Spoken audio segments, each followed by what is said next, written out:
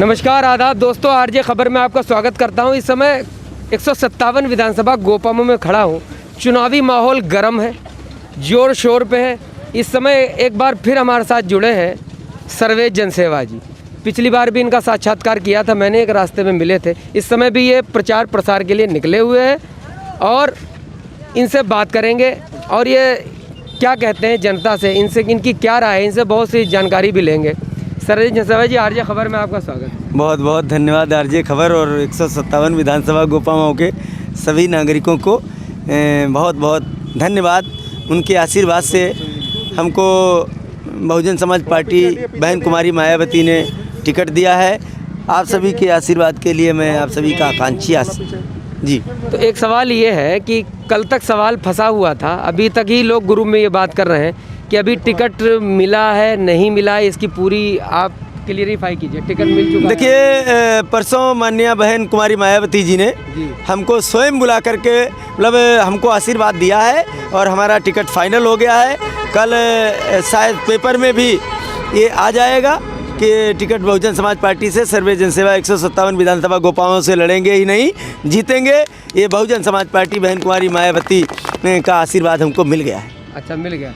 तो पहले आप इससे पहले आप लगातार बीजेपी से जुड़े हुए थे और बीजेपी के प्रचार प्रसार में लगे हुए थे। आपको टिकट मिलने की संभावनाएं भी थी, लेकिन टिकट नहीं मिला। आपने बहुजन समाज पार्टी का हाथ पकड़ा है, लेकिन अब उस तरह से आपका एक रुझान अलग था, एक पटरी अलग थी। ये पटरी चेंज हो चुकी है, लेकिन अब आप जनता के लिए आपने क्या सोचा है? कुछ नया सोचा है? क्या सोचा है? देखिए, नए सोचने की बात नहीं है। पार्टियां होती हैं, कुछ लोग ऐसे होते हैं जो जन्मजात झूठे होते हैं। भारत के, मैं तो सीधे कहूँगा, भारत के प्रधानमंत्री है, उत्तर प्रदेश के मुख्यमंत्री है और भारतीय जनता पार्टी के प्रदेश अध्यक्ष, इन सभी ने मीटिंग करके पेपर में भी कहा था कि अब की युवाओं को मौका दिया जाएगा। पुराने चेहरे जो घिसे पिटे हुए हैं, जो भ्रष्टाचारी हैं, इनको निकाल करके फेंका जाएगा और सर्वे किया जाएगा। सर्वे के आधार पर जनता जिसको चाहेगी उसको टिकट देंगे। 2017-14 अक्टूबर 2014 से मैंने भारतीय जनता पार्टी का प्रचार किया और घर घर जा कर के योजनाएं पहुंचाई, लेकिन 17 में टिकट नहीं दिया। फिर कहा कि 22 में मिलेगा।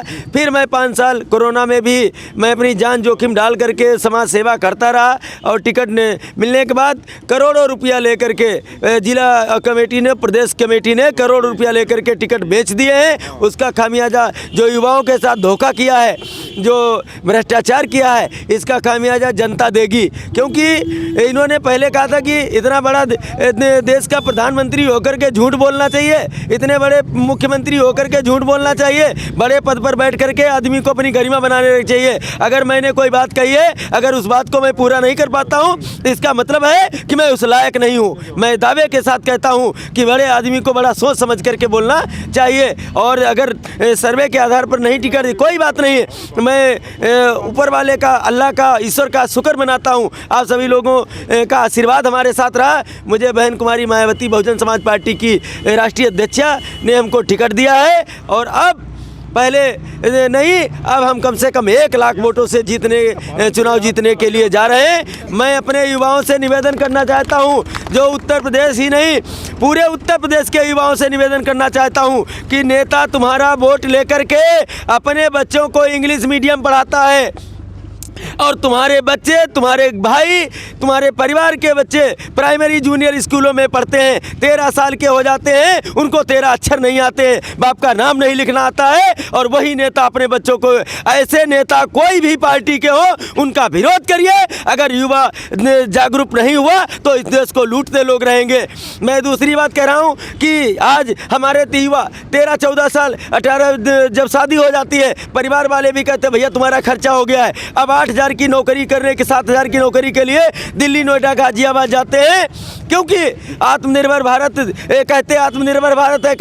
कहाँ पर आत्मनिर्भर भारत है? मैं वादा करता हूँ, मैं सर्वेश जनसेवा गोपामो विधानसभा ही नहीं, पूरे उत्तर प्रदेश के युवाओं, जिन नेताओं ने तुम्हारे साथ छल किया है, केवल परिवारवाद किया है, अपने बच्चों का भविष्य बनाया है, तुम्हारा भविष्य बर्बाद किया है, इनका भविष्य बर्बाद करिए। और मैं गारंटी देता हूँ, अगर विधायक बना तो 1 साल के अंदर गोपामाऊ, पिहानी, टनियामा तीनों कस्बों में लघु और कुटीर उद्योग लगेंगे।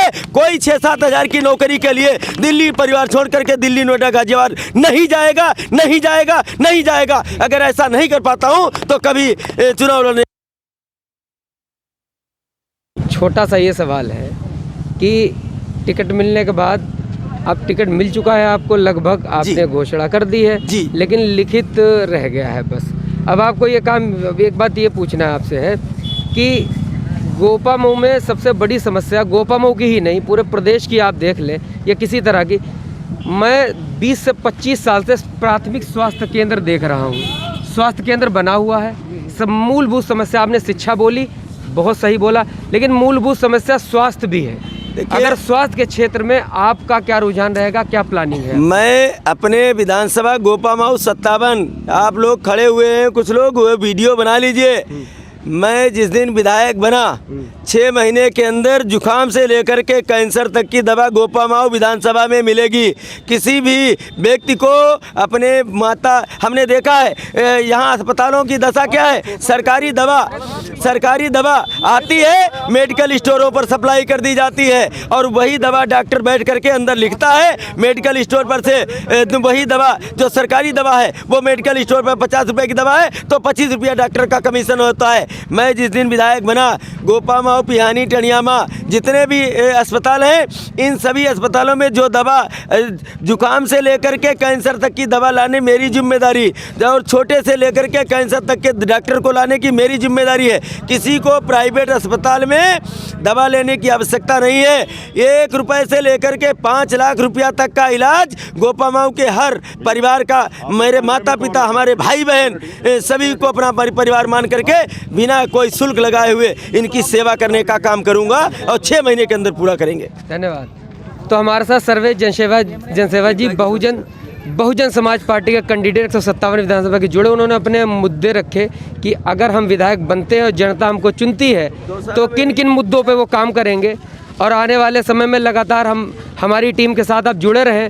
पूरे 157 विधानसभा से लगे ज़िले की सारी 8 सीटों की पल पल की खबर आरजे खबर पे मिलती रहेगी। सभी लोगों का आरजे खबर से जुड़े रहने के बहुत बहुत धन्यवाद। नमस्कार।